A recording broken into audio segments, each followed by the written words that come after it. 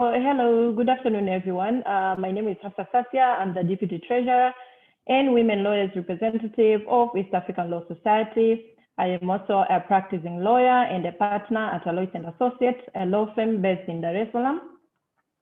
I am also executive member of Bagamoyo Zone, representing women lawyers at Tanganyika Law Society. And today I am going to be a co-host and a moderator of this session. We were expecting the chairperson of the Women Lawyers Committee to be here with us and moderate this session because it's her first session ever since she was appointed at that position. But for the reason beyond her control, she will only be here with us in her presence as a listener and not a moderator.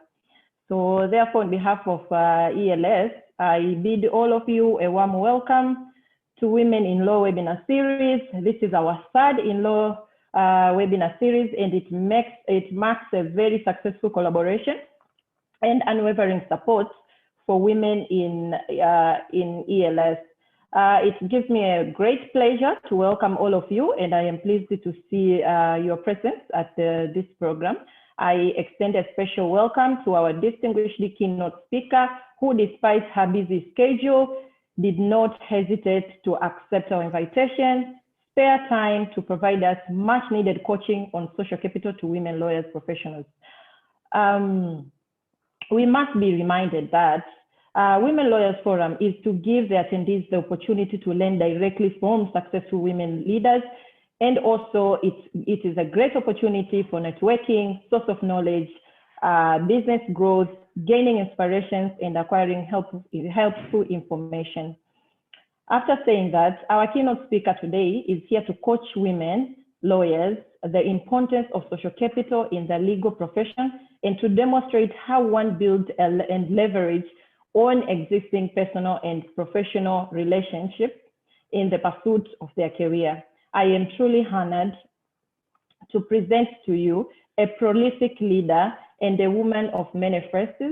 Our keynote speaker, among other positions, she's currently serving as a High Court judge of High Court of Tanzania, chairperson of the Women Judges and Magistrates Association in Tanzania, the chief court administrator. She was also the former first women president of Tanganyika Law Society, the chief court, the council member of ELS, founder and the first 4 shareholders Tanzania Women Bank, among the leaders behind establishment of Law School of Tanzania. She has also served as a chairperson of several organizations, to name a few: Legal Service Facility, Haki Elim, and Strengthen Access to Justice in Eastern Africa, SAGEA. Please welcome with me, Judge Joaquin Dimelo. Good afternoon. Do you hear me? Joaquin? Do you hear me? Yes, we can hear you. Good afternoon, colleagues. How are you? Good afternoon, Madam Judge. Can you please adjust your screen so that we can see you? It's already adjusted. It's quite wide. Oh, okay. Madam Judge, you can continue. Yeah, okay, no, we can't. Oh my God. So what should I do? Like the screen is a little bit up and you're down. Pull the screen towards you. Push it downwards. Sorry.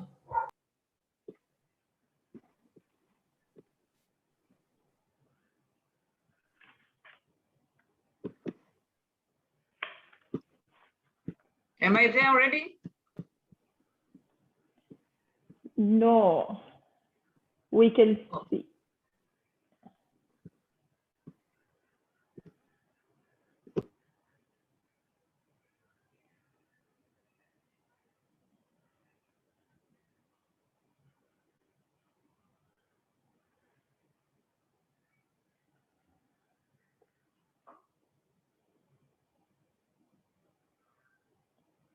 Maybe if you get some sort of a pillow or something just to,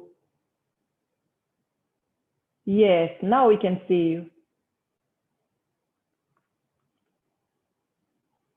you.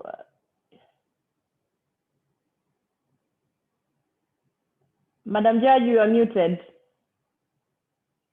Okay, yes, now we can see you and we can hear you. Yes, good afternoon again. My name is Dimelo.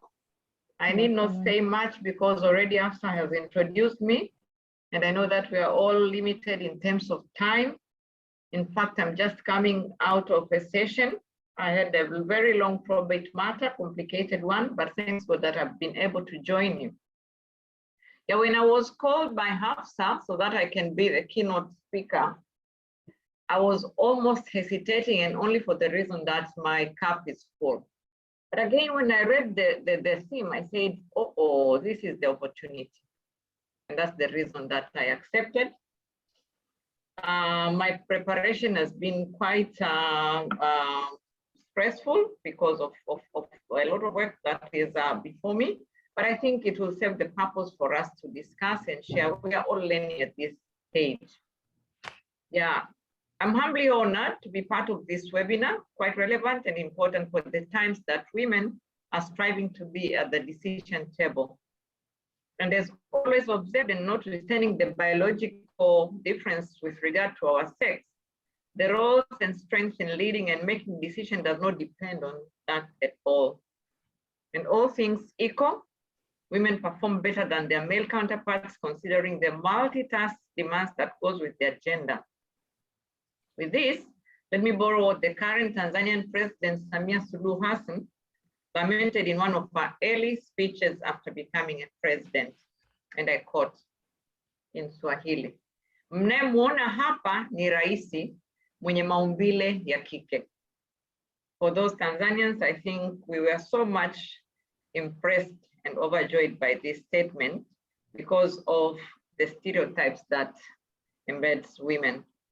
A bold it was, but very pertinent message, not only to our male counterparts, but to all of us women, of the stereotypes that shadows women all the time, but most so the confidence she assured us. I need not go much on defining what social capital is. I think most of us have gone through it, but briefly, it's a network together with shared norms, values, and understanding that facilitate cooperation within our or among our groups. It is recognized as a glue that holds people or communities together.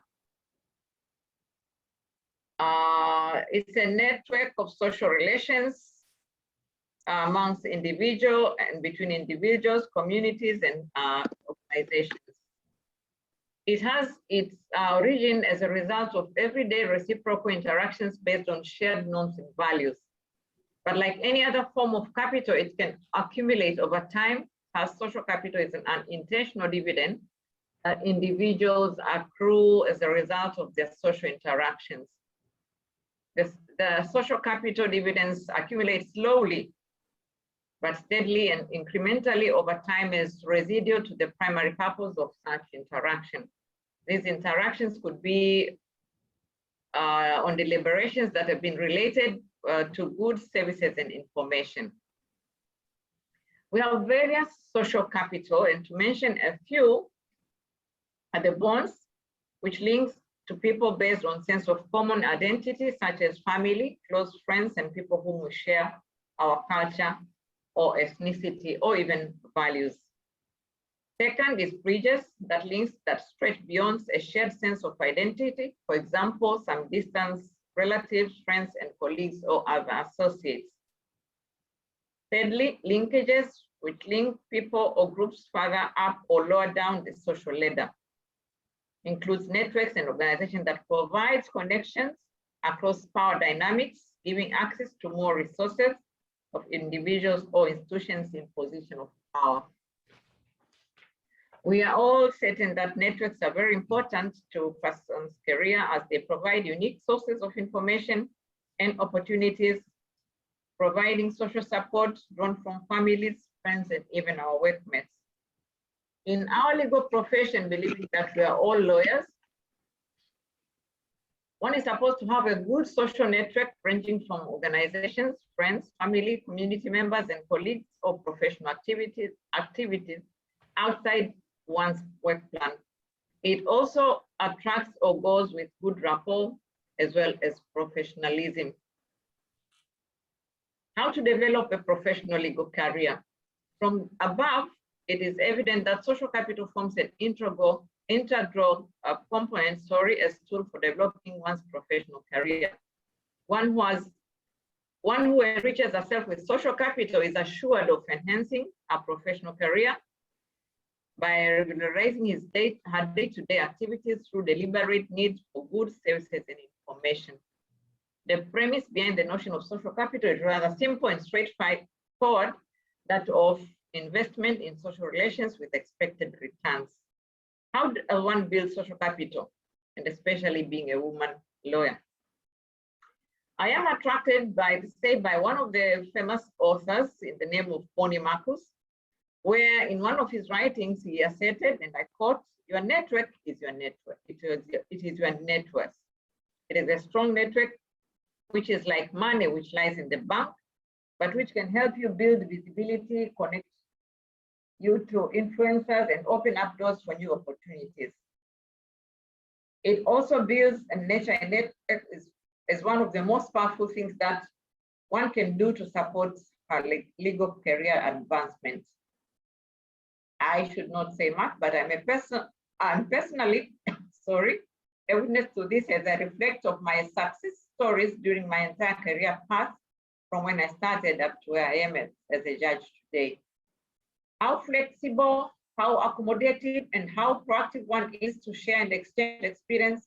And of course, with caution, it is all what it takes for many leaders to be where they are.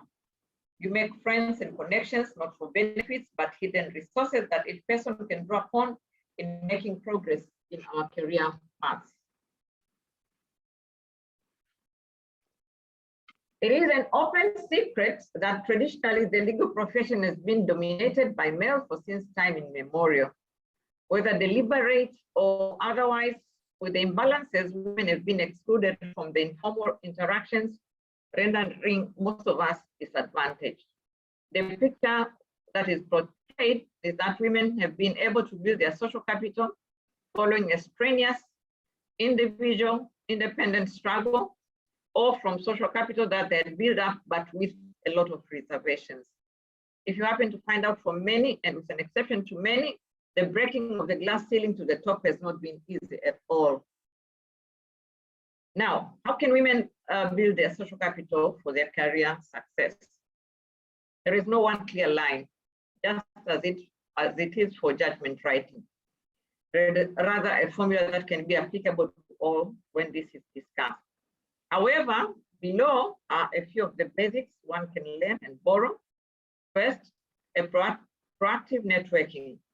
This one attracts human capital, which is highly related in the sense that it draws close to us the acquaintances, associates from different levels, and connects and enrich our attributes.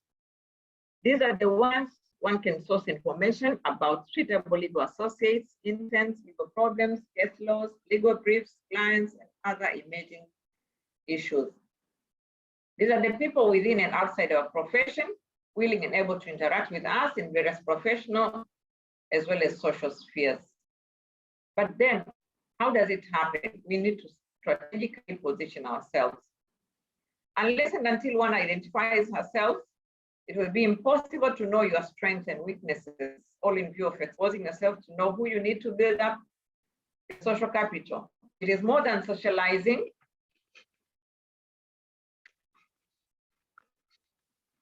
Swapping business cards, which we normally do, but create a solid network which demands focus and a solid intention of how to build up that network. Another stereotype or myth is that while men network for transactional reasons, women network for relationship reasons. That is, men will network to obtain something, but women network for relationships and connections. I think this is wrong and we should not accept. We also have the same values as men do. But another item is a creation of a diverse network. We all are used to our comfort zone when it comes to people that we want to interact with. For one to excel, we need to identify people who can help us in our careers other than those whom we always share our values with. But again, we need to be careful as to who these strangers we want to interact with so that they can be readily available to recommend and share information that will will lead us to the highest level. Building and nurturing relationships of trust is the next. The third important step is to leverage the relationships by paying it forward and being willing to help others and asking for assistance when you need it. Be certain it is also a reciprocal relationship which demands professionalism and integrity from our side. Thirdly, we need to dedicate time. It has become common and even normal that many of us complain and register not to have time for things outside our daily routine. As echoed above, women are different from men. We are blessed with extra energy for extra activities, and this is might ensure us to be able to set quality time depending on the availability of those networks. This can be attending to virtual, like this one, and physical forums, business lunches or coffees with colleagues and stakeholders that we think lean on them to get to another level.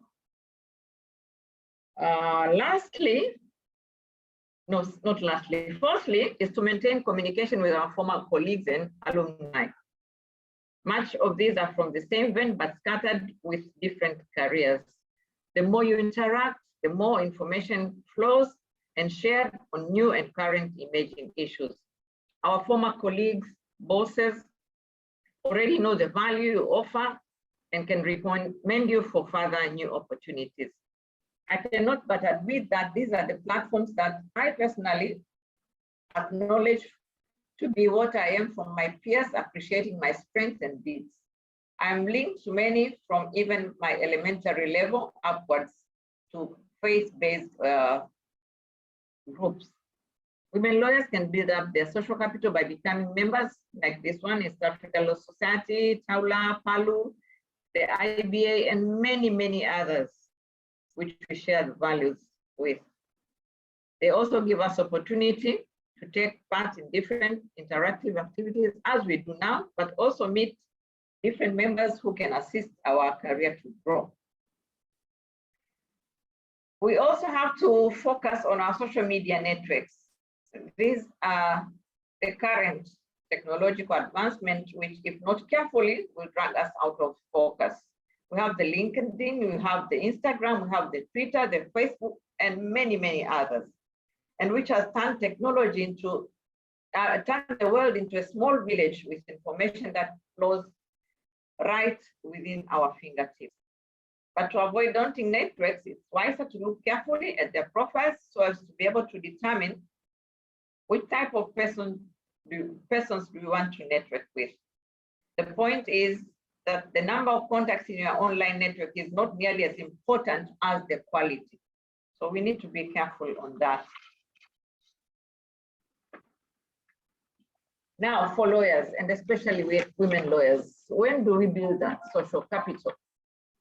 Informal and formal professional relationships of any lawyer are established during the early career paths, as I earlier mentioned, and can continue to play from law school, internship, volunteerism in various organizations, from our employments as well, training and different conferences and meetings that we attend. There we can gather and get a lot of networks. We need also to draw our personal and professional relationships to accomplish our professional goals.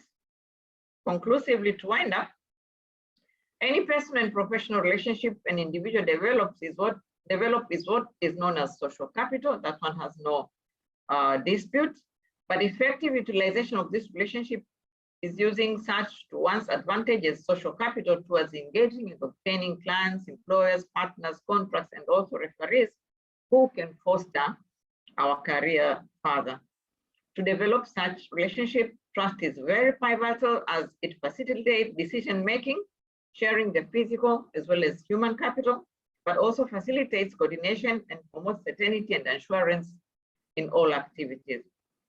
Therefore, it is tried to state that the personal and professional relationship that an individual develops in course of life should be strengthened and utilized as a social capital that lead to professional development as a thriving female lawyer in creating clients, employment, service contracts, and other higher opportunities. My advice, just be yourself. Just be you. Be authentic and original. Stop competing and demeaning each other. Believe in yourself and keep learning, learning all the time. I humbly submit. Thank you very much, Madam Judge. That was a very insightful presentation, and there's so much to gain clearly through building an effective social capital. Among other things that have been presented, maybe I can just name a few that women lawyers are argued to join professional organizations, just like ELS, PALU, and etc., and also to always remember to practice proactive networking, creation of diverse network, dedicate time to network, to maintain your network and to network with people. Communication with former colleagues is very important, to maintain a social network site, pages, and to always be mindful that the stereotype that women network for connections instead of building social capital. So as we are told that building a social capital is one activity in which you can engage that provides as close to a guarantee as possible that you will reap and to discuss about the importance of building a social capital for women lawyers. Our next speaker is a PhD holder from Glasgow Caledonian University, and Managing Director of Babylon Rwanda, which is a subsidiary Babylon, a global digital healthcare in the hands of everyone on earth. Prior to that, she was the company secretary and head of corporate affairs at Bank of Kigali, in charge of bank's legal affairs, investors relations, public communication, and corporate social responsibility. Prior to joining Bank of Kigali, she was the company secretary and a chief legal officer for Rwanda and Rwanda's national carrier. She has also served as on several boards and in Eisenhower Fellow 2016. Please welcome Dr. Shivoni Byamukama. Thank you so much for inviting me to this important conversation. I was very surprised actually when you texted a couple of days ago to participate in this, because I was like, these are, women lawyers. I'm personally a lawyer, but I'm not practicing. I head a digital consulting, a digital health company, as you've heard. But I was really excited to participate in this conversation because this is a topic that we talk about all the time. This is something that we talk about, and it's not just for women lawyers, but for all of us, for all women. Yeah, and I just thought, let me put down a couple of points that I'd like to discuss with you, and probably also share a bit of a story here and there to sort of like maybe drive that point home. So we know that women generally, there are certain things that we have and are better than men. We have, we create a depth of relationships that I feel like men don't have, and I feel like the world today is looking for a level of authenticity when they get to know you. Who are you? One of the things that, and they said that through my, when they were introducing me, I'm an Eisenhower Fellow. So what this required is that we went to the US for a couple of months to sort of like interact with so many people. And one of the things they teach you in the first week is storytelling. What is your story? And I found this lady who was really fascinating from Ghana. And I felt like I got to know her. Like when she's introducing herself, how do you introduce yourself in such a way that it's more than just your work? She would tell a story around, my name is so-and-so, I lead this network, I do this and this, I'm a mother of 2. And I moved to the US when I was this number of years old and so and so. And then you felt that you got to know her. But then we were interested in a couple of things. And so our journey was such that we met in a number of places in different states. And I realized that this was her consistent story.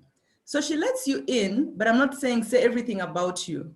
But I feel like when you do introduce yourself in a way that people do get to know you, everything is about trust. Then they get to trust you. But behind that trust, you also have to have a level of what are you known for, you know, and what are you the best at? So people, especially if you think about companies who have like big budgets and stuff, everybody wants to deal with the best. So if you're even dealing with like a divorce lawyer, who's the best lawyer? Who's the best divorce lawyer? Who is the best tax lawyer? People are looking for who is the best. So I think that my invitation to you is what are you best at? You know, are you the guy, the lady that turns around quickly things, you know, who wants, you know, who is really effective and really quick on your feet? Are you the best person at this and this? And I know that we probably don't, you know, we don't necessarily meet these people at golf, at clubs and stuff like that. And you know, because we have other responsibilities as women, but your name will follow you. If you're the best at something and somebody says, okay, I've come into Rwanda, I have this tax issue, who's the best tax lawyer? If you're the best tax lawyer woman, everybody will get, you know, to know you. And, you know, following on from what the judge said, how do you then get to be known? How do you then get to be known as your authentic self? So the other thing I wanted to talk about was, and obviously she mentioned about social media and things like that. So I wanted to tell you also like a little story about authenticity. You know, I have a friend who went to Harvard, and this is a place where people connect with other people, but it's almost like, what am I getting from the other person, less about you talking about yourself. So I think that what I would like to maybe bring to this group is always thinking about what am I giving, not so much what am I getting. So the story goes that this friend of mine was having, you know, they would have different people come in. So I don't know whether you know Bob Diamond. He was the executive chief of Barclays, and that was like the hugest deal. And then he came into this class and was talking, you know, they would bring in these experts in different places, and then saw my friend in the field, in the class, because this is a very high profile. But in particular class, this was an African girl who was just there, like really a nobody. So like on 3 occasions, he like is giving examples and said, oh, but let's say Sandra. But Sandra, you remember when we made this and this and this? Yeah, because when I met Kagame. And so now the class is like, oh, who is this? And this tells the story of this particular person who then came and says, oh my God, how are you? We should definitely do coffee. We should. And this was like 3/4 into the year. The person had never made an effort before. But guess what? You don't know who you're with. The good thing is that as women, you're where you are. And I'd imagine that this is a group of, you know, people who own law firms, who are women, and you're just basically saying, how am I getting to the next level? It's not about the quality of what you know. That's what has gotten you there. It's about how do I get myself known? And one of my mentors then told me, it's not about what you know, because you can always hire the best. If you have the money, you can hire the best to do that work. You've already climbed that ladder to that level that nobody's questioning what you know. But be known for your firm as the best in this particular thing, whether it's whatever it is anyway. And so basically the story goes that obviously then you have people who are now suddenly interested in this person, and yet there was no interest prior, because this was, you know, some random, you know, person that you would, you know, never have coffee with, but now you're getting invitations to this, and then what is this person going to walk away with? So I think that as women, we have the ability to create deep relationships. We have the ability to create, to be very authentic in who we are, and so on. The other thing I wanted to talk about is existing networks. Personally, and I'll keep talking about my personal story. I come from Rwanda, and I'm in Rwanda. We have a group of women. There are some who have grown, and we formed this before everybody grew to who they are. They are CEOs of banks in this group. They are owners of major law firms in this place. They are regulators. There are all sorts of women, but, you know, different women, and celebrate each other. You know, when it's somebody's birthday, we try to make an effort and meet and have a birthday. But also, I mean, just this talk, I'm sure is on a WhatsApp group somewhere to kind of say, oh, go girl, go, sort of celebrating each other in moments like this. Then I think the other thing is do not be afraid to ask. And then I remember one of my friends on this group was moving out to start her own law firm, and got to know that there is this company that that is getting listed. This is someone who you already know within your network, but you're usually afraid to ask. Walk to this person and say, I know that you're getting listed. I know that you're doing this and this. I really need this deal. This is what I can put on the table. So people send in their CVs, but if you know the person, walk to the person and ask, do not be afraid to ask, because that is what this is what they're doing when they're at, when, our counterparts, the boys, they'll be at a bar, or, they're not just drinking, they're also just doing social networking, really. And these are, and people will give deals to people they know, so don't, when you know someone, don't be afraid to ask, because the competition is a bit tight. So tell your story, ask, do not be afraid to ask, and so on. And then the other thing I wanted to talk about is, when they say that behind every successful man, there is a woman, the reverse doesn't follow. In my personal circumstance, it doesn't mean that because you have successful woman, then the man was the person behind you. Because what leads to that success, story of a man is because if you're a successful man, you're not worried about homework because the woman is doing that. You're not worried about, all the little details, how are the kids being raised? Have they eaten? Have they done this? Have they done their homework? Are they well behaved? Somebody's taking care of all that and you're following your path. It doesn't mean that because you're a successful woman, then the man is also going to follow up on the homework. And there are certain things that you do yourself, which you can't delegate, but there's so much that you can delegate.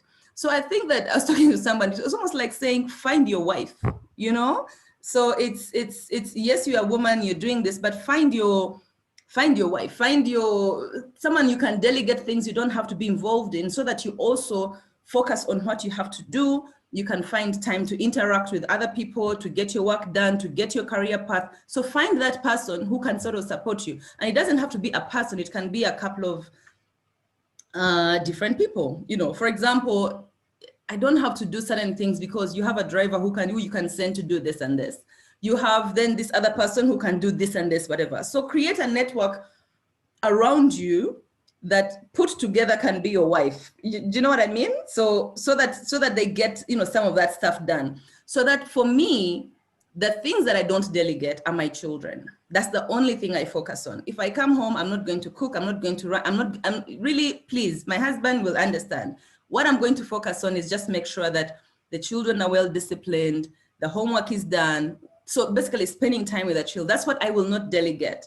Everything else can be delegated, everything can be paid off, And maybe the other thing is never say no to an opportunity of exposure, And I'll give you even just this example. I think I was coming from somewhere, and I think I was actually in quarantine when Hasfa sent me a message and said, would you like to do this? This was only a few days ago. I mean, there were so many things that I could have said, oh, I'm not an active, whatever, or I've just come back from holiday, there's so much I'm doing. But I just said, no, this is an opportunity to have a conversation with other people, to be out there. And so my calendar has to be shifted, and things will have to be moved around for me to do this, because it's an opportunity to interact with other people, to sort of like, this is also a networking session in itself. And also we have the opportunity to use social media, when you take these engagements, when you go to these conferences, when you go to these, get yourself present in social media, but also be very consistent. So I think the other thing I want to talk about is, is consistency in your authenticity, in yourself. I think that the very best version of yourself is you, not somebody else. And when you're you, people got to see it. And I think that we've grown to a place in our life where, indeed, as I said, it's not about what you know, because that you're already there. but it's about who you are. What do you stand for? What are your values? How, are you a consistent person? What are you known for? And I think that these are the sort of things that take you to sort of that next level. I think that's it. I just wanted to sort of share a little bit about my experience and so on, and thanking you for the opportunity to speak to you. Happy to answer any questions at the end or now, or however it is that you have arranged it. Thank you so much.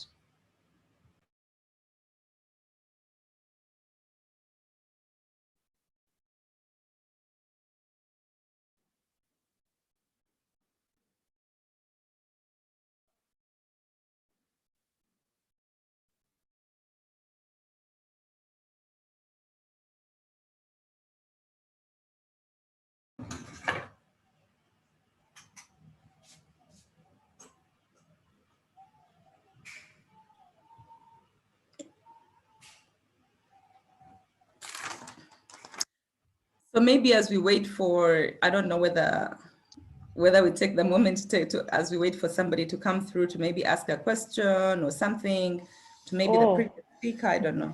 Hasfa, sorry about that. Yes, I'm very sorry. I was facing some network challenges. Thank you very much, Dr. Shivoni. I truly appreciate you have posed a very important question that I've noted that we should always ask ourselves, what are you known for and what are you giving to others? It's not always about you building a social capital. You should always ask yourself, what are you giving to others? And also you shouldn't hesitate to ask when the need be. So thank you very much. And I would also like to remind the participants there is a section of Q&A. You can pose your question there. As we proceed with the presentation, the panelists will be responding to you directly, and other questions will be responded afterwards, after we finish this webinar, after we finish the presentation. So I would like to welcome our third speaker, who will be speaking on mentorship of young generation and to inculcate in them the importance of social capital. Our third speaker, among other positions, she's a founder and partner of Kelly Mwizi Advocates, a law firm based in Nairobi, Kenya, a lecturer at Kenya School of Law, also an accredited mediator for alternative dispute resolution in commercial disputes and family law. She is a judge nominee of the Employment and Labor Relations Court. Apart from that, she has held different positions in public and private employment, where she gained immense knowledge and created important networks. Her past career engagement includes Electoral Commission of Kenya, Senior Legal Officer, and Interim and Independent Electoral Commission Task Force, State Law Officer, Senior State Counsel, Law Society of Kenya, Program Officer, Ethics and Compliance, Judges and Magistrates Vetting Board, Assisting Counsel, FIDA Kenya, Inside Consultant, and a council member of Jaramogi Oginga Odinga University of Science and Technology. Please welcome Ms. Jemima Kelly. Thank you. Honorable Lady Justice Dimelo, good afternoon. Good afternoon, my fellow speakers. Let me start by saying it is a challenge to speak after the renowned speakers, Justice Dimelo and Dr. Shifon. I wish to adopt their submissions on the various issues. However, allow me to focus on the young lawyers. Traditional networking is torturous and can be uncomfortable, especially for the female lawyer, who I believe is the main audience or tangent for this section. If you have read, and I'm sure, and I would recommend all of us to read Leaning for Women at the Workplace and the Will to Lead by Ms. Sandbank, who is the Chief Operating Officer for Facebook. She writes on the challenges for traditional networking for women. Among them being that the traditional networks are basically ruled by men, the so-called boys club, where what is dominating there is the playing of golf, taking of whiskey, cigars, and all that. Things which make women uncomfortable, and even the language which is used in those forums. Many of the women will not be able to cope, and they will find it very torturous. It's even worse for the young emerging lawyer, for the reason that this is also an expensive lifestyle. Looking at Nairobi, where the majority golf clubs are based, the average joining would range from equivalent of almost 100,000 USD to join, to be a member. And then there is the monthly subscriptions, meaning that the young lawyer may find themselves not able to afford that lifestyle. So what is the option? And this is where now I think this topic becomes timely, the question of social capital. For a lawyer, social capital is critical. We all know very well that as a lawyer, you need not even have the financial capital to be the best lawyer you can be. But social capital is essential. The networks you have, and the investment you make as an individual, the values you inculcate in the society, how do people know you? That is what we are calling social capital. Now, what is the alternative for this young lawyer? I want to give some tips, and I know my predecessors have already given some of the topics, but I want to focus on the young lawyer. One of the ways you can do this, I'm just going to give about 7 tips, which I believe can help a young lawyer to gain their social capital and to build their social capital in a way that will enable them to succeed in their career, whether it's a practitioner or is an employee. One of them is being an active contributor to your field. You're a lawyer. What can you do to actively participate? You can write papers for journals. I know the ELS, the Law Society of Kenya, and I do believe the other societies have their annual papers, or what we call their magazines. Be a regular contributor to those journals. You can also participate by training, volunteer to train in your society. We now have the CPDs, volunteer to be a trainer. And that way, people will know you. You will be able to sharpen your skills in your area of expertise through writing, through a presentation of papers. You can also participate in the conferences. We have the East African Conference. Volunteer, write a paper, make yourself a speaker. We have PALU and other organizations. And people will know you through those organizations. If you speak, people will come to see you as an expert in your area. Be a leader. Volunteer to serve in these organizations as a leader, like the way Hafsa is serving the ELS, and the other people who may also be present, including the chair of this forum. If you're a leader, then you're questioned and people start to see you as an authentic person. They start to measure your leadership capacity. And for that reason, they gain some trust in your leadership capabilities. And these are very important aspects for any professional. Then you can volunteer for courses, like for example, if there is an important case before Lady Justice Demelo, you can volunteer to assist the senior counsels in research, whether even we on pro bono basis.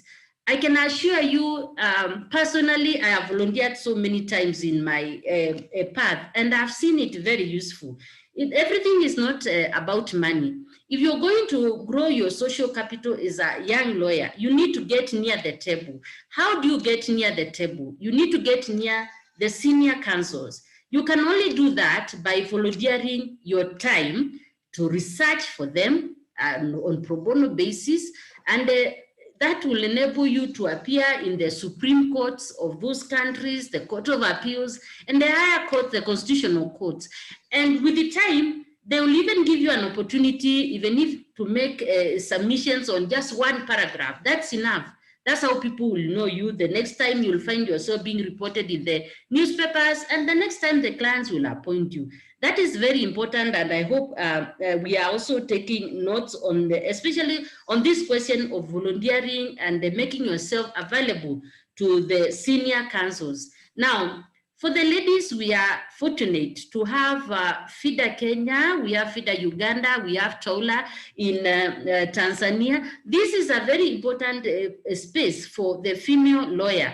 You can volunteer to take up pro bono briefs under those organizations and hone your skills in family law and other types of strategic litigations. These organizations have invested in. I am personally a big beneficiary of being in these networks, and I've also worked with the TOLA and FIDA Uganda in a position I held at FIDA Kenya. So I know about these organizations. Now, you need to provide value to your networks. And I already gave an example, like for example, getting near senior councils and giving your skills time to them in terms of assisting them in their briefs. You can also be of value. I know many of them are on Instagram. I'm personally on Instagram, not as a young lawyer, but I follow many lawyers on that forum. What exactly are you sharing on those networks? Personally, I don't expect to see young lawyers selling clothes, selling shoes on Instagram. You need to sell yourself. You need to sell your skills. Be of use to your networks in that forum of Instagram. Tell them, how do they file for a divorce? Don't expect to be paid for that. Tell them how to file a constitutional brief. Tell them your insights as to an emerging legal question in the society. When you go to Instagram, you like, for example, in the evening, you have like 2 minutes or even 1 hour on Instagram. What exactly are you doing? Use that space well.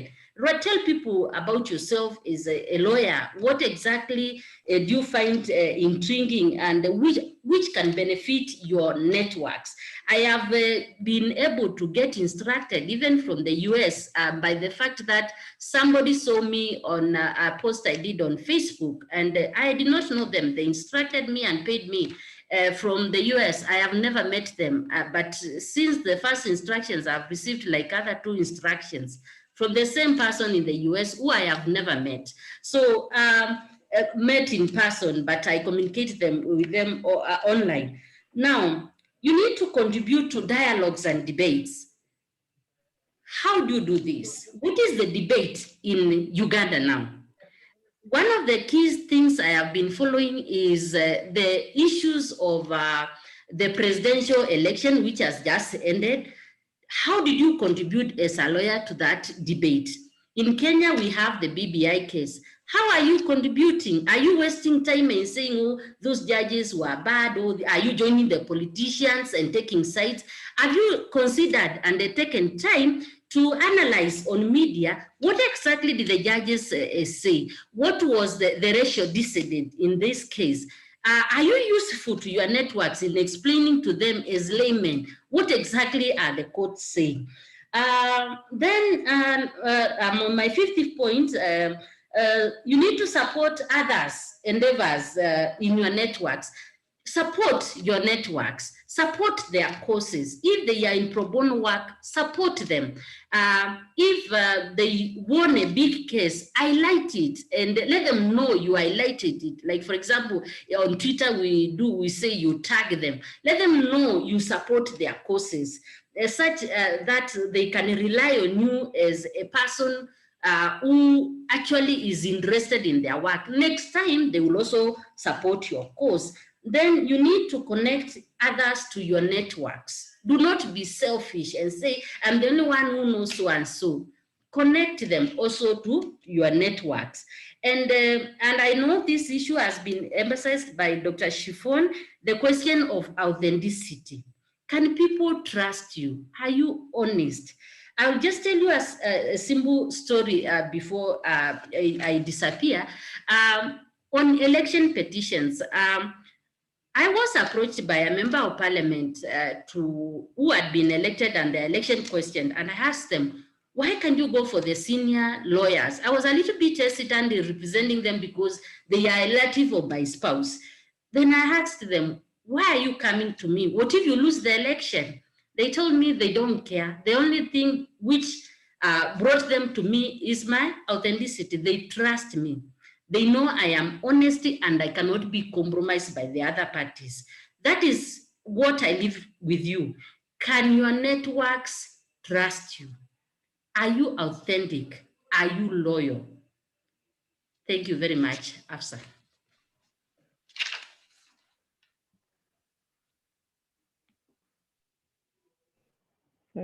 Thank you very much, Ms. Jemima Kelly. We truly appreciate that. And thank you for reminding us on the importance of social capital and building social capital.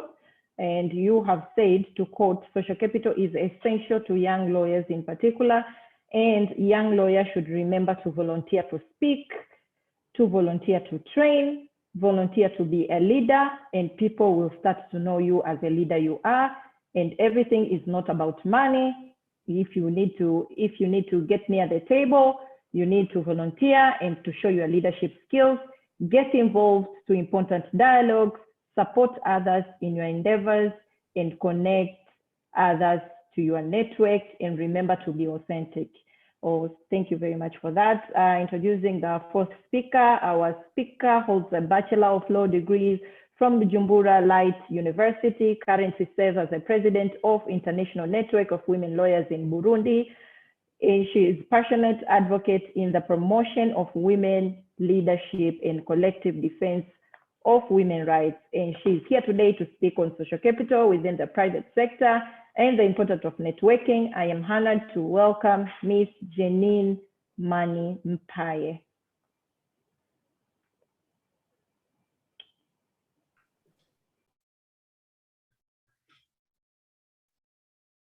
Good afternoon. Ms. Janine, please welcome.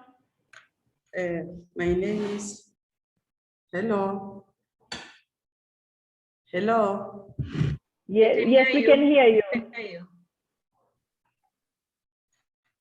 My name is Janine Mani Mpaye, advocate of the Higher Court of Bujumbura since 2012.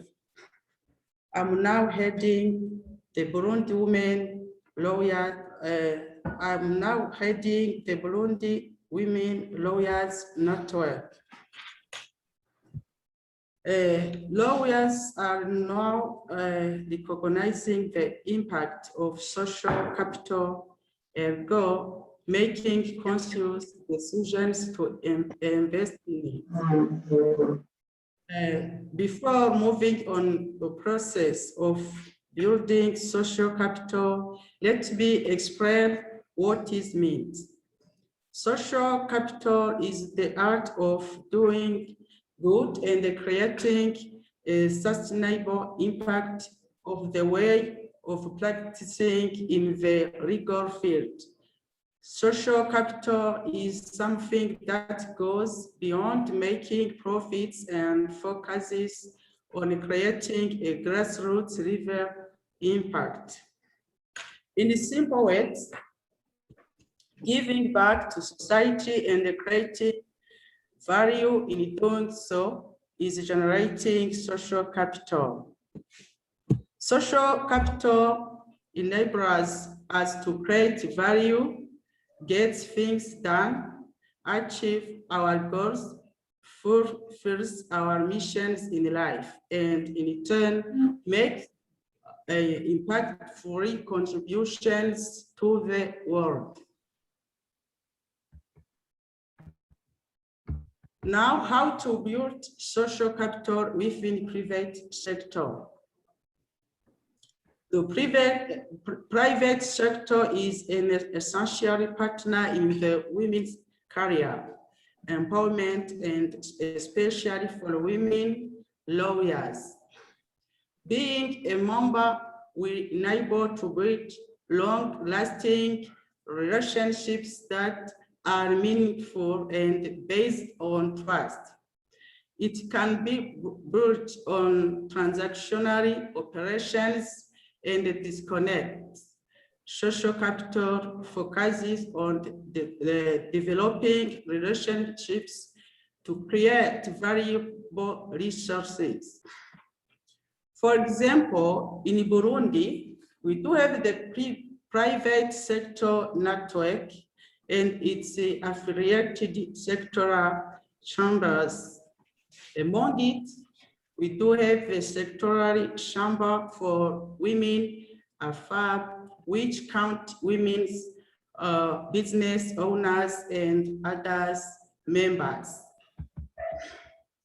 Through the sectoral chamber of women, we develop a rise of focus sector-wise and with diverse stakeholders to mainstream women's voices and uphold the women's interests, voice and visibility at multiple levels. Hold the programs, webinars, conferences, and especially around how to raise funds, structure businesses, increase market share, drive sales, improve branding, and enable help mitigate many challenges and boost business prospects through networking and mentoring.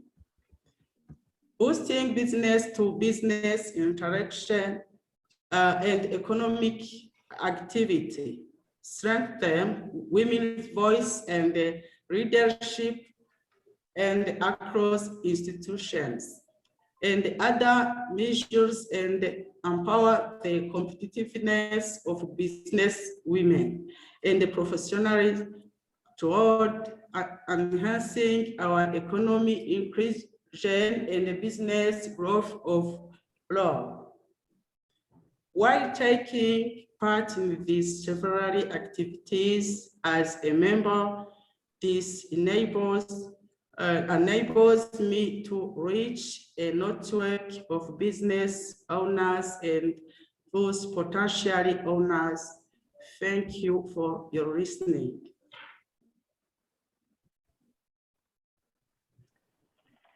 Thank you very much, Ms. Janine, for your presentation, and I hope that the attendees are going to take a lesson shared by yourself and use them to your benefit. We truly appreciate. Also, I would like to welcome our first speaker, who is a former magistrate of the Juba County Court. She is currently practicing law as an advocate at Jojo Advocates, a private legal firm located in Juba, South Sudan. And today she's here to speak on ways professional bodies and groups can enhance creation of social capital. Please welcome Ms. Martha Jobe Jeremiah.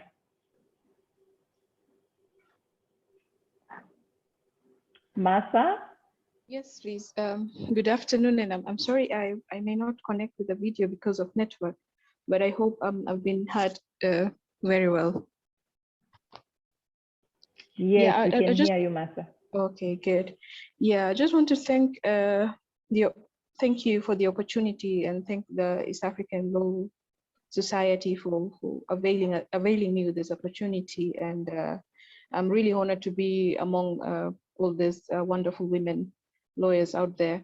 I just wanted to continue from where my my other colleagues have spoken, and just want to add that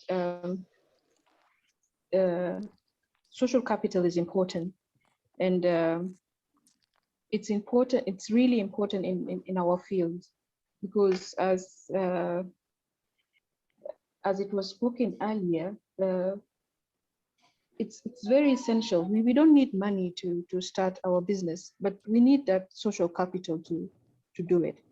The question that was posed to me and that I'm going to talk about and share with you today is, how can professional bodies and groups enhance creation of social capital? From the definitions that were given by my colleagues who have just spoken, we can understand that social capital is a collective importance of relationship among individuals. And it comes with benefit, like this connection comes with benefits. And this benefit is for our greater good, or for our good, of our professional goals. It really serves in helping us grow as individuals. Now, how can being within a professional body, be it an association or an institution, help in building social capital? I think we all understand what a professional body is, but for purposes of this discussion, let me just highlight that when we speak of professional body, we speak of organization that hold individual members together, and these personnel or these individuals that are in the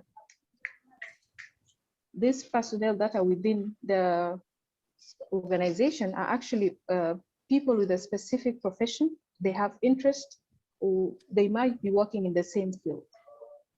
So within the professional body, you get to know others whom are having similar attitudes, let me say, like you, or having the same work experience, or might have graduated from the same college that you have been to.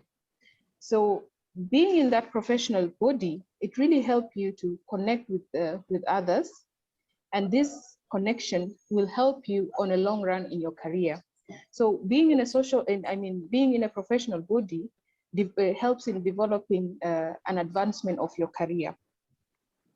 Now, what needs to be stressed on, and my colleagues have spoken about it also, is the fact of, in building social capital, there are two elements, which is trust and reciprocity.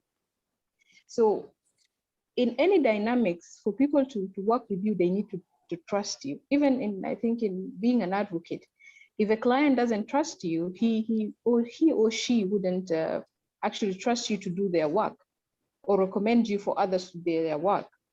If your colleague don't trust you, then they will not forward clients to your end or refer you to participate in programs. For instance, today I'm participating because a colleague of mine saw that I can be part of this, and she forwarded my name to the East African Law Society to take part in this event. So trust is a vital, or it's an essential element in building social capital. Now, within the professional body, how can that professional body help you build your social capital? I'm a member of Women Advocate Association, and we have a lot of new female advocates that are coming up in the market, and we are trying to tell them that, look, without having networks, without having maybe social capital, it will be difficult for you to succeed in this profession. So we try to host events to bring them together, bring other male colleagues, and also bring people from outside the profession. It's just a networking events that we do. And this is a vital way of creating social capital, hosting networking events and networking opportunities. Now, it's important also that a professional body provide an access to technical knowledge and information. So within the professional body, you can hold seminars, conferences, trainings. You can train those ones who are within your body on, for instance, how can they build social capital, exactly like what the East African Law Society is doing today. So this is also part of building social capital. Now, within the professional body, because you are a group of like-minded people, you trust each other, you will be willing to avail work opportunities to others. You can refer your colleagues to other people so they can also get to be known. This is also another benefit of being within a professional body, and also a benefit of how you can develop a social capital. One aspect also that was touched on by a colleague here is the issue of volunteering. And it's an important element also in building social capital. You need to volunteer. And within the professional body, I think volunteership opportunities does exist. So we need to build on that. We need to work on having, even if part-time volunteering, because it really builds our social capital and it also makes us to be known. To conclude, I think I would just want to borrow from Tana Colby, who said that we are the sum of, or sum total of what people, of the people we meet and interact with in the world. Whether it's our family, co-workers, the opportunities that we have and the things that we learn all come through the doors of other people. So this is an important thing that we need to recognize and build on. And I think I'll stop here, and thanks Hafsa for the opportunity, and we'll be willing to get answer questions and provide answers to. Thank you. Thank you very much, Martha. We truly appreciate for you joining us, even though we know you're facing some internet issues in South Sudan, but we appreciate. And what I've just noted from your presentation is volunteering is very important. We should also focus in establishing a trust. Trust is important as a means of social capital, and also the opportunities that we have usually comes through the doors and the fact that you know another person. Even us meeting here, I know we haven't met before, but through another person of whom I've met through another network, have been able to connect me with you, and here you are today speaking. So it says a lot about trust, and it says a lot about social capital.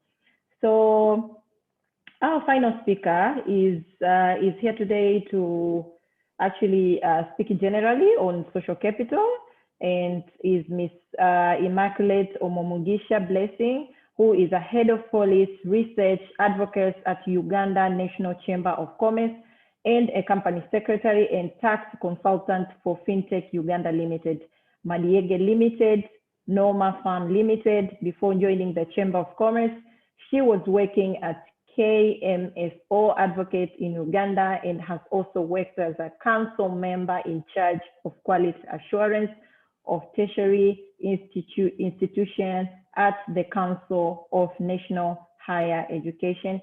Please welcome Immaculate.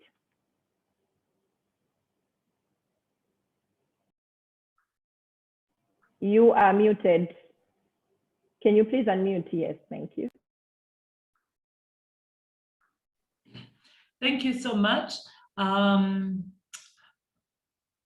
Good afternoon, everyone. My Lord, Justice Jacqueline, and everyone that is on the panel discussion today. I'm very excited to be talking about something that is very pertinent to us all. In case I am not audible enough, you can let me know. I am not able to use my earphones because of the nature of work where I am. But I would like to generally share about social capital. Social capital, when we talk about social capital, is that before we even existed, there are some social structures that we put in place. These structures are supposed to push us to another level, or they're supposed to enable us push another person to another level. We cannot be independent. We cannot do everything on our own. We need, yes, you cannot be, someone said that you cannot be a master of all trades. Meaning you can be very good at something and then the other person is good at something, but you need one another to be able to boost yourself, both in career, in leadership, in even your social life. Everywhere you go, you just need to have people around you. So why do we need this particular social capital, and why is it very important to us? The first thing is that we need a stronger team. When you have a stronger team, it is easy for you to achieve particular things. If you wake up in the morning, they always say that yes, there are very many good lawyers in town and there are very many good draftsmen in town, but someone can just get their phone and call maybe a clerk or maybe a registrar or even maybe a judge, and they get a date as easy as a second. But then you can have everything figured out. You do not get a date. Your case is not fixed for hearing. It takes on years after years, even if you are very good at doing what you're doing. So sometimes it's not about what you're capable of doing. It's about maybe the influence other people have on so many other platforms. So that's why we need each other. We need each other because it's naturally to network, because you get to get information, you get to get knowledge, you get to learn one or two things from people. You may not take on the habits, but you can learn not to do or to do something because you're naturally networking with other people. I can give you a very good example of what network does. Now, a few weeks ago, I needed to get my national ID, and it is a bit tricky to get a national ID in Uganda. But it was very urgent. They say it takes 2 months, and then before you know it, it takes a year. I called a friend of mine who also doubles as a mentor, and he called one of the board members, and in just 30 minutes, I had already gotten an appointment and gotten what I wanted to do. And it's not because he had to bribe, it's because he has built a structure where he feels if I need something and I could use a friend's help, there's someone that I know that I'm going to reach out to and I'll be able to get that help. We all need that help. It doesn't matter which profession we're doing, it doesn't matter which sex we need that help. You need that one person whom you know, I am going to enter a particular court, and if I need a date fixed and people are pushing me to 2025, there's a friend of mine I'm going to contact or call, and I will get a date for hearing. If I need a judgment that probably has taken a long time, and there's a friend of mine that I can contact, I will call them and, you know, get work done. It is important to have these friendships. They do not matter where they're coming from, whether from the bottom or from the end or from around us or at the top. It is very important to have them. So maybe I can just briefly share on how to create those social capitals that we're talking about, or the social networks. The first one is we need to network proactively. I know most of the times we have these seminars, we have these meetings where lawyers are going to meet, where lawyers are going to, you know, there's a lawyer's day out, then there's a pro bono day, then there's this.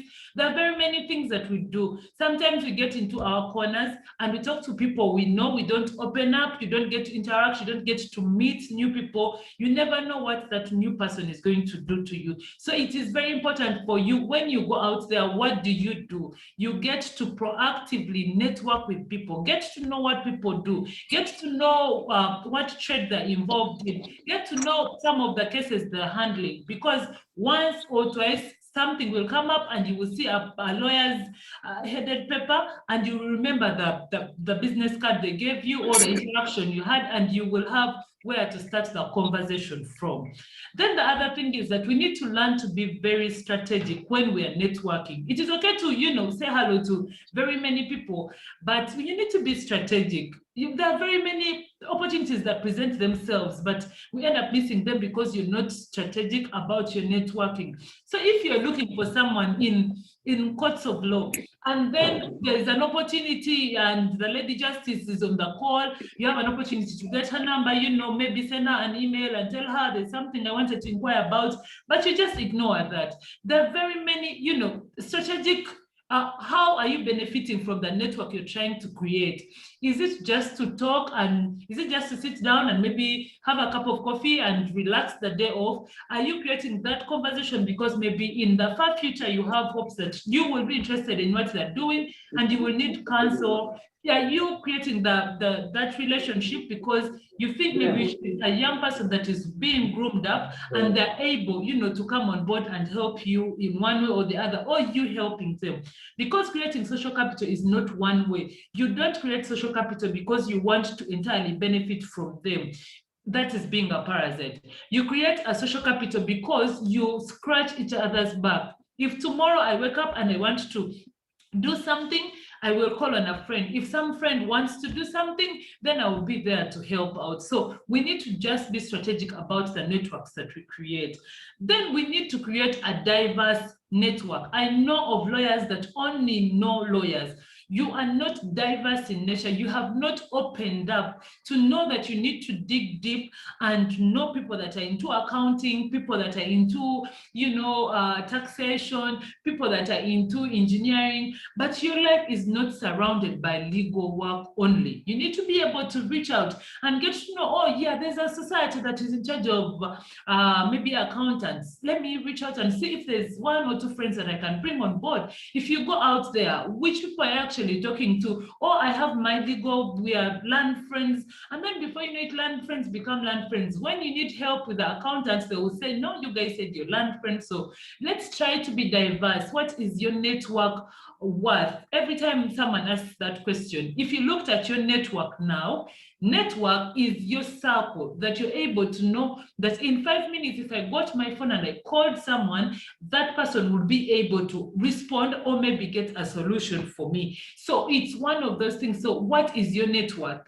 Has it reached to a level where you feel that if I needed to consult anyone in accounting, I can go out there and get someone in accounting. If I needed to consult someone, maybe in the structural developments of my building, there's someone that I know, or there's someone who can connect me to that person that I know. So we need to be able to diverse. We need to be able to spread our wings so that it's not only the legal profession, it's not only, my class or maybe my court or maybe this, you're able to get in as many important people as possible. But the many important people that I'm talking about is not in regards to numbers, because you need quality people only. You can't have everyone. You need to have a sieve of the value addition. You need to be able to assess yourself and know that, yes, I am in this particular relationship or network or structure, but this is how I am benefiting. It might be socially, it might be emotionally, it might be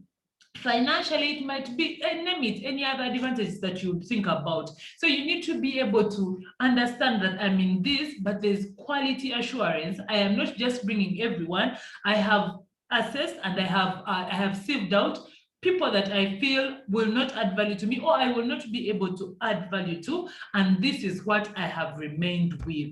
The other bit is there's need for you to pay it forward. I know that most of the times we get a lot of benefits from these networks. Every time you call a person, there's a clerk who's fixing your case, there's someone who's doing this. We need to be able to move it forward, to pay it forward. If someone has done a favor to you, someone has, helped you out, have you been able to help another person out? Because it's a cycle. When you're in that social capital, it's a cycle. You help as they help you, you help as they help you. Before you know it, your energies will be renewed, because then you're helping someone and you're also receiving help. So everyone gets to feed into your structure that you have.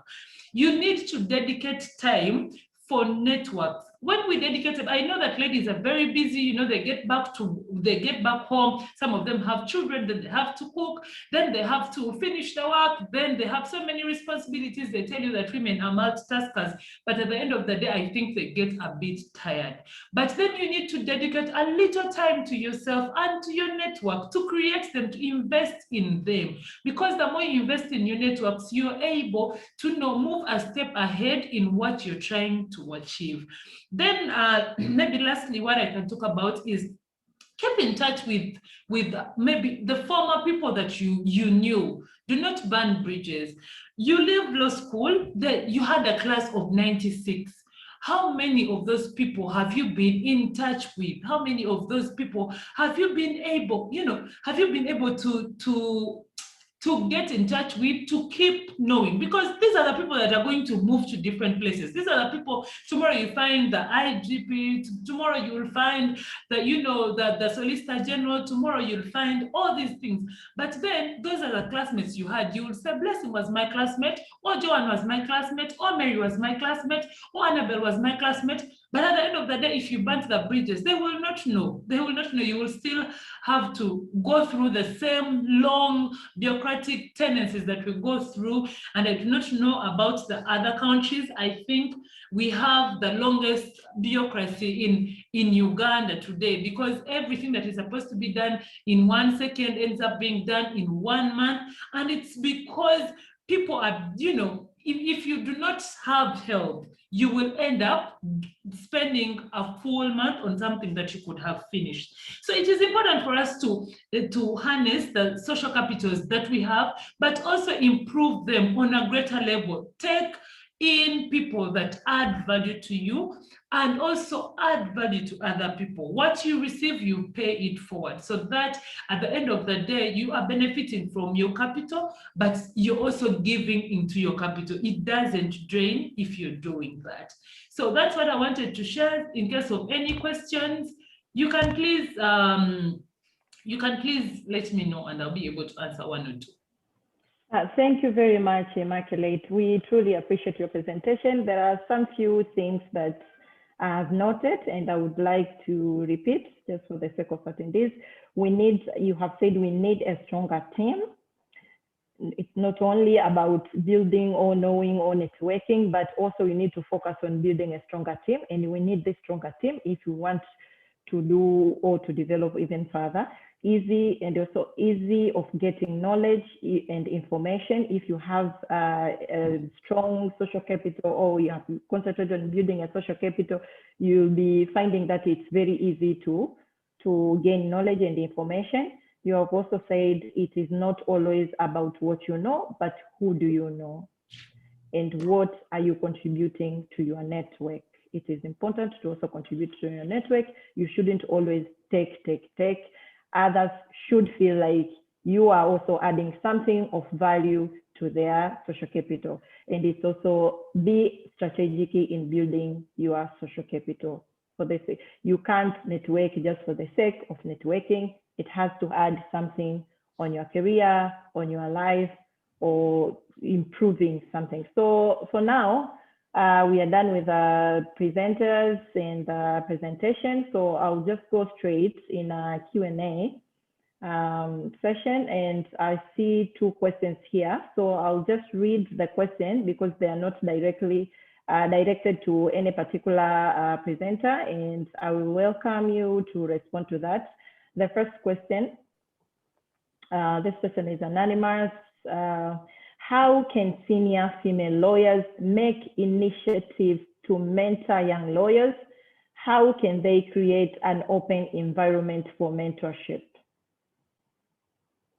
Yes, I will start with Madam Judge. How do we create an open environment for mentorship? Yes, Hafsa, good afternoon again. Good afternoon. Yeah, it's all about volunteering. The same spirit that most of the speakers have shared with us here of giving out is the same one for senior lawyers to do for others. Unless and until we are ready to give out to others, and in terms of mentorship, nothing much can be accrued from social capital to them. So we are most of the time constrained and limited in terms of time, and sometimes think that we've had enough of our share in the profession. But I think it's a sustainable and continuous initiative. My children, for example, feel that I'm used. They say, "Mom, you are always too out for other people. You are always for them. You don't have time with us. Every now and then you receive phone, can I see you? I have an issue," and all those things. But I say, this is something I'm doing for you, because the future is not for me. I'm old now, but give yourself time when you come to know that people will appreciate that. Oh, so you are so-and-so daughter, mother. So you know, it is all about giving out. It's all about finding time amidst all these constraints, and also get to know the young generation who are in need of such mentorship. Thank you very much, Madam Judge. I can also witness to that. I am a member of Taula, and I've always seen you in Taula's sessions. You are always open to talking to young lawyers, and your doors, you have always insisted your doors are open, and thank you. So maybe Dr. Siobhan, if you have anything to add to that, please proceed. On this particular questions, maybe I'll speak to the next one. On this particular question, because I'm not practicing in the field, I'll probably have refrain from this conversation, from this particular question, unless you're asking general mentorship through, you know, different forums and so on. Yes, general mentorship. Yes, just general mentorship, like female. How can senior female lawyers make initiative to mentor young lawyers? Do you have any sort of organization that you meet? So in Rwanda, I think we've been deliberate around, and I'm not. Okay, maybe I should move to Immaculate. I could. No, let me speak to this. It's because the line was, I thought that. I can hear you, okay. Okay. Yes. So I was saying that in Rwanda, we're very deliberate about at least one area. We have this law around boards, you know. In any board, you have to have 30% representation of people on boards. That is, any board that is going to be constituted, it has to have 30% women representation. And many a times you find the same women on different boards. And I think that we sat down and you find a woman on like 4 boards, you know, and then, or even, you know, or more. And they're always speaking from the same pool of women. It's almost like these are the tried and tested ones. And then you're not really providing sort of mentorship for people who are upcoming. I think that we've been very deliberate about this. It's not sort of like very formalized, but what we've done is that we've looked at young women who we think that, oh, this is a person that would sit on this board. And number one, we recommend them. But then also number 2, we do have conversations with them and sort of like just knowing that there's this sort of like big sister group that is available for you. Should you have any concern, should you want to sort of have conversations with them. We've had coffees and so on. And then, you know, sometimes, and then also we are deliberate about recommending them because sometimes indeed it's about networks. People will be on these boards or whatever it is because of the network that you have. But if you know someone who is younger, who is good, who is, you know, who you can mentor, that is also, so that's that. Then you do recommend them and then you mentor them on sort of almost like on job training. But then the other thing, and I always want the burden to not so much be on the giver, but for the giver to just be willing and open to participate, but for the young people to look out for particular people. Because you can't come and say, oh, I'd like to mentor people, I'd like to mentor you. It's a relationship that it's almost like the person chooses you. You know what I mean? Like the mentee chooses the mentor. This is where I want to go. Siobhan, I really think that she's this and this. I'd like her to be my mentor. So that for you to be open to be able to mentor people, but I feel like the mentee chooses the mentor rather than, oh, I like you, I'd like to mentor you. You really, I mean, and also as a young person, you have to make the choice to sort of have at least 2 mentors, you know? These are the people who I'd like, who I look up to, who I'd like to mentor me, who I'd like to mentor. And I think that from a mentor's perspective, it's almost like just an openness and willingness and enthusiasm to help and get that known out there, like she's willing and able and, you know, to help. But I feel like the mentee chooses the mentor, in my view. Thank you very much. So I'll just move to another question. Lisa Gimono is asking, in creating social networks, what advice can you give us young ladies to deal with sexual harassment from influential people who are supposed to help us? Immaculate, can you respond to that? Thank you so much, Hasfa. I just wanted to hint something small about mentorship. I'm very passionate about mentorship, something that Please go ahead.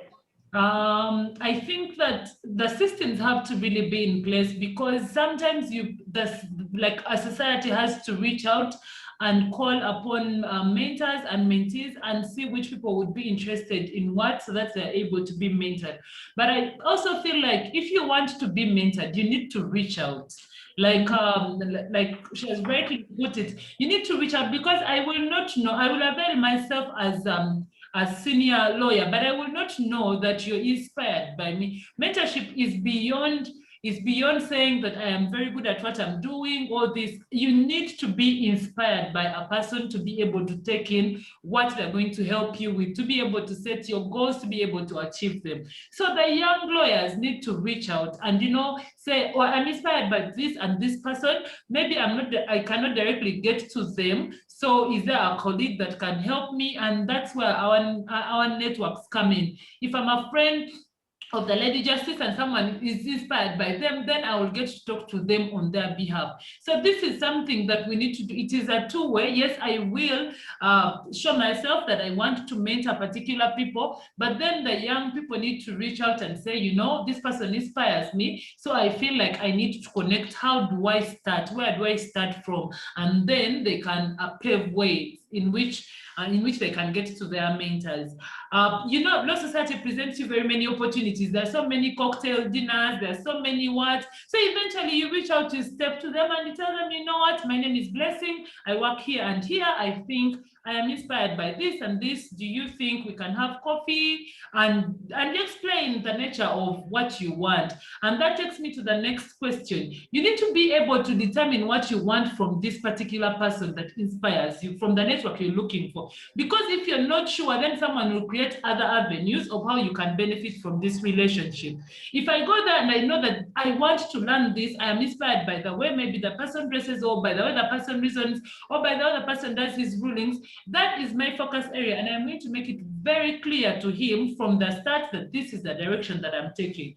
But the problem with us young lawyers is that we never seem to be sure. Yes, the person, yes, has money and he's brilliant, so you leave it a gray area. So someone starts now deciding for you. Someone starts saying, can we go for coffee? Then you would say yes, because you're not sure what you want from the person. Then the person says, can we meet at 11:30? Then you would say yes, because you don't seem to be sure about what you specifically want from the person.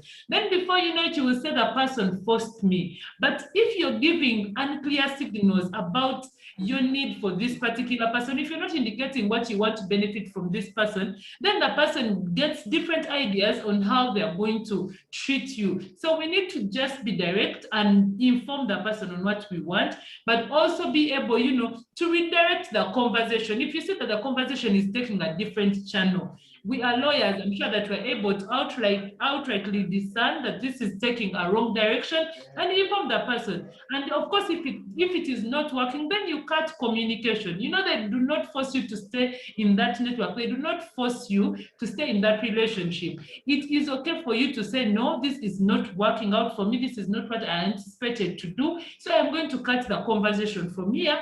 And meanwhile, I know that there's some other person who will give me an alternative of what I was looking for in this particular mentorship. But let's desist from giving mixed signals of when you're not sure, or you feel like, because if you say you're not sure, then someone gives you an alternative of you being sure in a particular direction. So that's what I wanted to talk about the second question. Okay, thank you very much, Immaculate. I hope that answer satisfies the people who have asked the question. So I've seen also the hands have been raised here. So I will allow maybe Philip Munabi to talk. Please, Philip, welcome. Thank you. Yeah. Thank you, panelists. I'm Philip Munabi from Uganda. I'm thankful for the opportunity. I'll contribute to this topic about 2 points. One, like Blessing has presented, there is always, there are two parts of this question: your personal networks and the professional networks. On the personal bit of it, I think there is need for women lawyers to first explore the social networks that are not professional. For instance, female clubs or these local clubs in our areas where they can take leadership roles, where they can do guidance, like in communities. That is key to them, because you'll find that usually when the community knows that there is a female lawyer in a place, they'll give them more credence than they do to their male counterparts. The second point is about networking. I have a friend, a lady friend, who is a she's a human resource manager. She's called Halima Mohammed. Every time I meet her, she's with a clique of female business partners. And one time she was like, Philip, you know that these men call me a he. She grew up in London, so she was like, why do men here call me a he? And I was like, Halima, maybe it's because of your hard work and the way you put yourself out. Because even me, whenever I find you, you're among men. But she's always in business. Because I always meet her to make for her agreements and all that. And she has told me part of her strategy is that, one, she has a marketing plan or a networking plan. In that networking plan, she has a target of who to market to. The third aspect is that she has created time of when to market.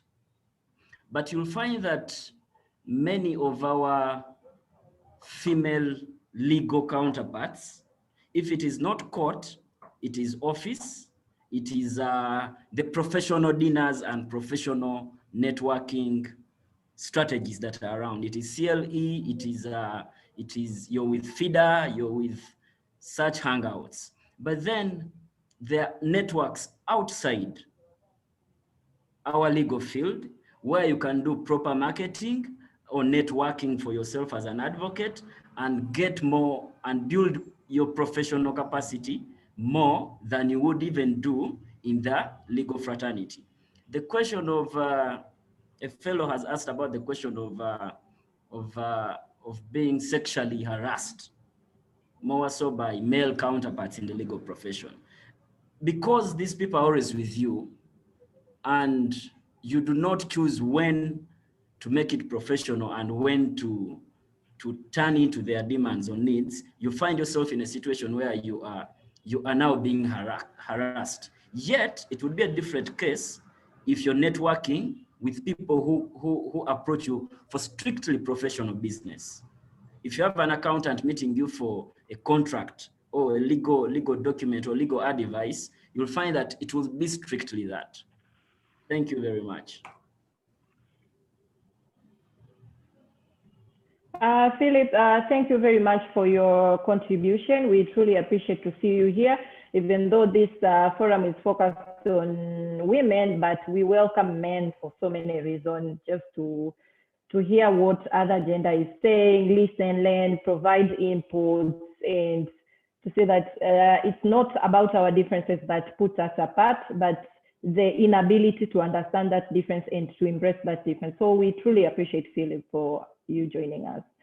So I will allow one more person because the time is not with us anymore. So A1, please welcome and contribute. I've already allowed you to speak. A1. I don't know who A1 is. Okay, so Amanda Musi Imire. I've also seen you raising a hand, so welcome. Amanda?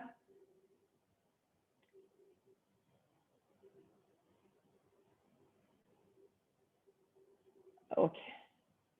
I hear these people. Oh, so maybe I can just read one more question. Karen Kibumba is asking, in that many of the boards, my next question is that many of the boards and organizations take on female lawyers with more than 5 years of experience. What chances are there for young female lawyers without that kind of experience, but with a zeal to get out there. So Martha or Jemima, please respond quickly, and then we are going to finalize. Jemima, yes. Thank you, Sasha. I actually wanted to type it out. Basically, there is a reason why they will ask for 5 years, because you're getting into a leadership position. So if you do not have experience in management, how then do you become a board member? Then you're going to be advising management. My advice for such a young person would be take your time to build your profile, do your networks, and build your credibility, because there is a question of credibility. Are you really credible to be a board member at that level? That's all what I can say. Just take your time to build your profile. That's what I would say. Yes, that one, and almost every presenter have also insisted on volunteerism. In volunteerism, that's where you build your profile, that's where you build your capabilities and your capacity. So maybe for now you should concentrate on that until your capacity is that level, people will see you with that. So after that, closing this question and answer session. Other questions will be responded through emails. We have your contacts, and ELS will respond to those questions through the presenters here. And before we, yes, Dr. Shivon? No, I was just going to say there's only one question left. Why don't we answer that if you don't mind? Because I think it's a very important question around different standards for men and women. Or do you want us to leave that for email? Okay, I was worried about time, but now that you have suggested that, maybe you can just go ahead and respond to that question. It is, which question again? It's around trust and character, and basically I think that the person is saying, why, they hear. Yes. Let me just read it to others. Yes. Trust and character is a recurring theme in this discussion, which I applaud. However, is there a greater burden on women to be more trustworthy than men in the legal sector? Question. I honestly do not hear this much emphasis on character among male lawyers, in noting that the legal sector has one of the worst reputations when it comes to sexual harassment and generally failing to give women the same opportunities as men. I speak as a female lawyer myself. Furaha Joy Sengweme. Dr. Shivon, if you may go first. I think that it's very true around, and I really sometimes have the same problem around having different standards for men and women. Women are supposed to be this, women are supposed to be that, you're supposed to be well behaved and so on. I know that does happen. But I think that when I was speaking about this, I think that when you think about it, it's very important. When I kept talking about trust and character, I think I was speaking it from a place of who do you want to be known as, honestly. If what you want to be known as is obviously also a shady guy who just gets the job done, and that's what you want to be known as, I mean, you will have a following, yeah? But I'm just saying that if you want to be rooted in authenticity and grow an amazing career, I think it's important to be trusted. And you have to find ways for you to be trusted as a person. And obviously there will always be people from a legal perspective who just know that this is a shady transaction. I want someone who is, I mean, there will always be people to do that. It's just that, is that who you want to be? Because, I mean, if that's what you want to be consistent about it as well, because you'll always have a clientele also in that category. But I'm just saying, if you're trying to say, building today and forward, generation-wise, building it from now as a solid firm, I think trust and character is very important. And I think that is very important for you to be able to build that, to be known for a specific thing, be known for your and for you to be trusted. Even when you find maybe let's say a shady lawyer who does this shady, I mean, they're trusted to handle the case. That's also trust in itself, you know? That's also trust and also character in that wrong way, But what I'm trying to say is that in whichever way it is, even when you're a shady person or you're a straight person or you're known for this, just identify what it is that you want to be known for that and be consistent with that. I think that there was a question that was answered around sexual harassment. And I think if I can just steal one more second to say something I hadn't said before. I learned this from, I think he's the most biggest networking person I've ever seen. Worked with us. This is a person who knows, I mean, who can put together a meeting with presidents, who can put a meeting with, you know, and I happened to work for him at a point in my life. I had never seen it actually with an American Jew. I'd never seen this with anyone else, but I just like, oh my God, and I haven't been very good at it. This guy has a list of everybody he has met. You know, when you get all those business cards and then sometimes you toss them away, he will get them, he will have his PA write them down, where they met the person. And even, I mean, and you look at the list, sometimes it's people he has met at the airport, the person who handled his luggage, the person who, because you don't know who you need when. And this guy will consistently send all of them Christmas messages, make sure that he's consistently in touch with them, even at a high level. And then if it's some level of depth, that will also happen. But I'd never seen anybody do that. And I think that that's an amazing way to make sure that all the people that you meet, you sort of like genuinely keep in touch with them. Thank you. Thank you very much, Dr. Siobhan. So as we are heading towards the end of this webinar, I would also like to welcome Chairperson of Women Lawyers Committee of East Africa Law Society, Ms. Angela Mandumbo, to say some few words. As you are all aware, we ELS have started a program of different committees, and one of them is Women Lawyers. We felt like it was very, very important to establish certain committees for like-minded people to meet within East African community to discuss and run different programs, including research, conducting webinars, and so on and so forth. So, Angela, please welcome. Good afternoon, everyone. I don't know whether you can hear me. Yes, we can hear you. Yes, good afternoon. Good afternoon. Let me apologize. My video is off because the background might not be very, very conducive.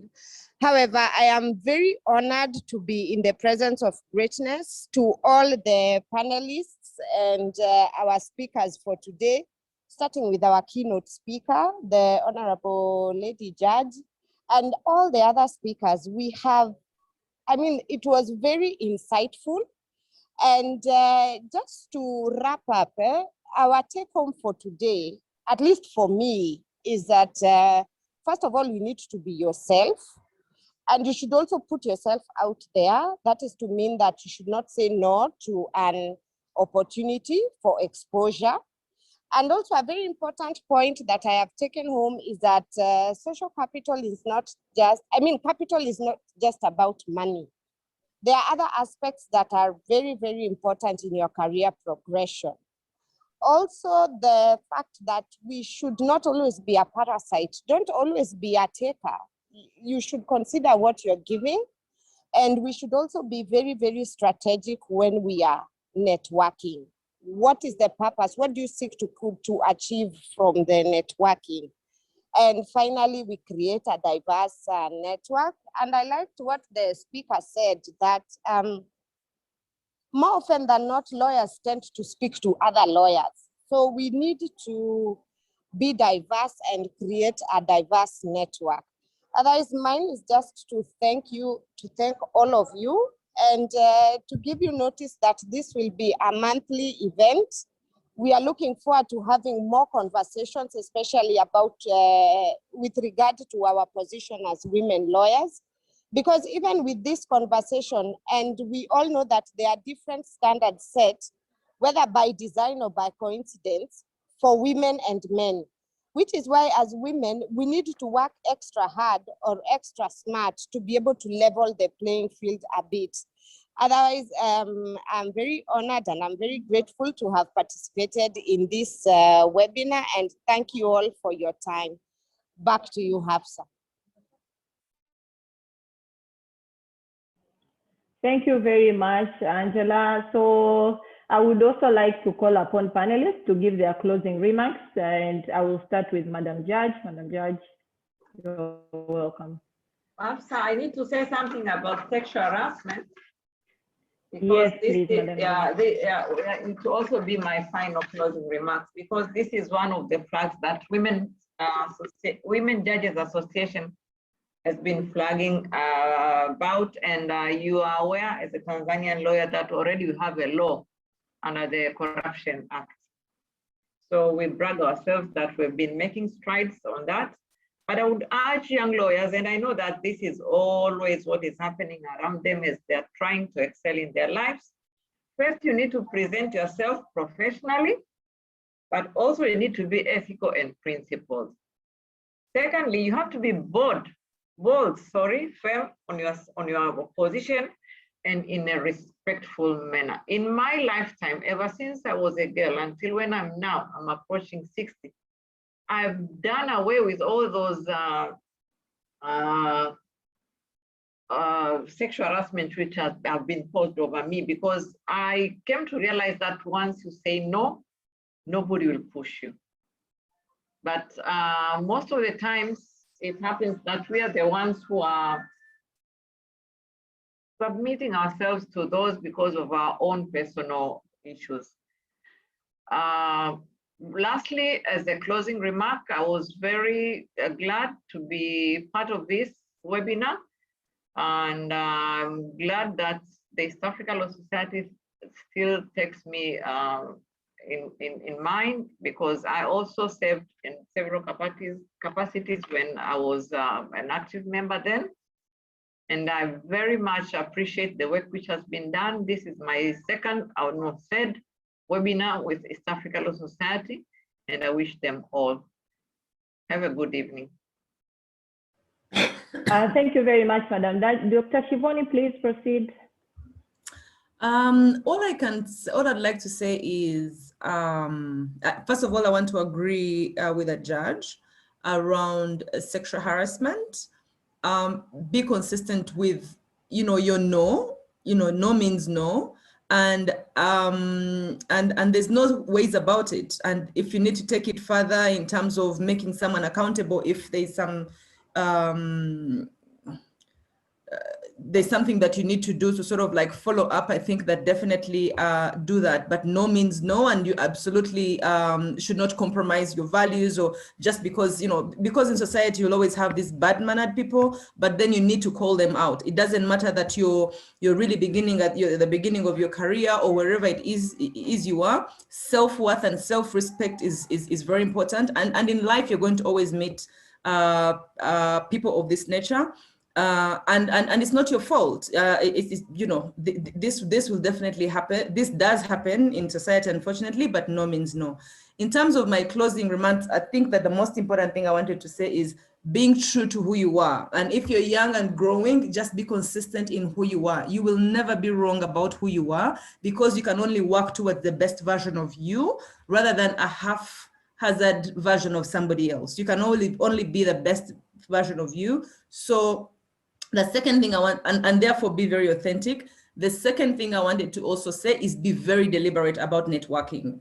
It's something, and it does happen from the existing networks that you have, people that you're going to meet along the way, people who give you business cards, people you'll meet at the airport. Anyway, just be very deliberate about and keep in touch with the networks that you have, because then that allows you to build a bigger network of the people that allows you to sort of like have the influence that you need. As the judge said at some point, I think in the beginning of her speech, she said, your network is your net worth. I really believe that this to be true.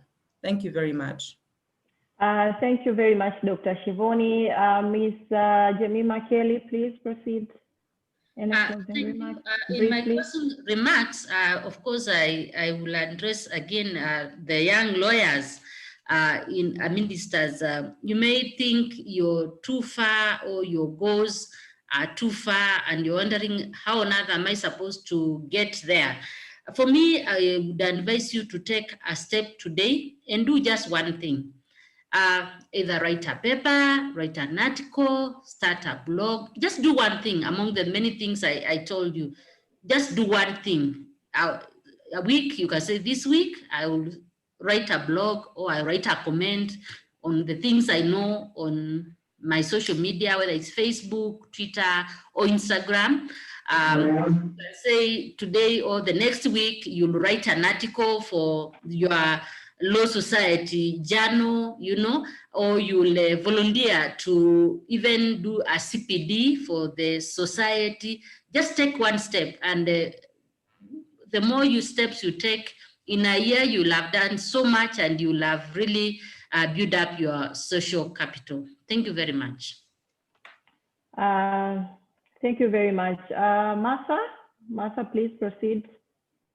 Yeah, Hafsa, thank you very much and for the opportunity. And I don't have much to say as for now, but for my fellow young female advocates or lawyers, I think consistency is key in achieving goals. So be consistent, as Dr. Shivon have said, and build on your networks. And as Jamima also put it, do something today. Decide on what you want to do today that will make you be known tomorrow. So pretty much this is what I want to say, and thanks a lot. Thank you very much, Martha. Janine, are you around? Yes. Yes, Yes. Please give your closing remarks. Okay, thank you. First of all, I would like to thank the organizers of this webinar, and also a vote of thanks goes to the participants who took time to follow the discussions. So, as my contribution, I should comment women, young lawyers to join our private sector network locally or at regional level. Thank you very much. Thank you very much, Janine. Immaculate? Thank you so much. Sorry about that. Some noise in the background, but I would like to say there are very many people that have raised issues in regards to young lawyers. Personally, I'm a young lawyer. I've not been in practice for more than 5 years, but I feel like there's always room to learn more. There's always an opportunity that we can take advantage of. There's need for us to reach out whenever you need help once in a while, but also to be strategic in all the things that we do. So as we're trying to grow wings and maybe be better lawyers, we can learn from people that have been there before us. There are not very many things that have changed. You can identify a mentor and grow with them. You can also identify mentors that are outside Rotary, because that are outside the Law Society, because you know, it's Law Society, it only has lawyers, but you need very many other people everywhere. Join associations, join groups that can add value to you, that can expose you to improve your level of leadership, but try to be honest and be trustworthy. Let people take you by your word. If you mention something, let people not doubt you. Let people not doubt it because you're the one who has mentioned it. You need to be able to be honest and be a person of your word, but be able to excel. People like associating with quality people, with excellent people. So there's someone that they're going to call out to because maybe they're performing well, or maybe they have good drafting skills, or maybe they're doing an amazing job somewhere outside their legal profession. So be that person that if a person was looking for someone in your field, you would be their first option. And at the end of the day, the sky is not even the limit for all of us as ladies and also as young lawyers. Thank you so much, and I'm very, very happy that you hosted me. I hope this happens more often, not just hosting me, but exposing us to all the different topics that we'd want to hear or learn from a day or the other. Have a nice evening. Thank you very much. So I personally wish to express my gratitude to all of you who have managed to join us today and learn from our speakers. I would also like to record my appreciation to our keynote speaker, the panelists, the technical team, to their contribution in this event. I also hope that the knowledge you have obtained here in this training will enhance your abilities to excel in your noble profession and make a difference.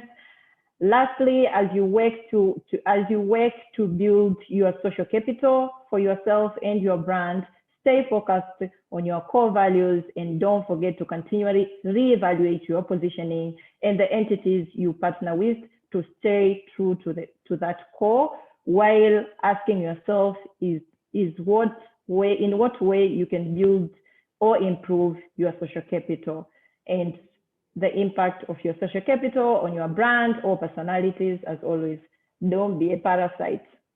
Thank you. Bye. Okay, officially, the technical team is going to close this session. Thank you very much.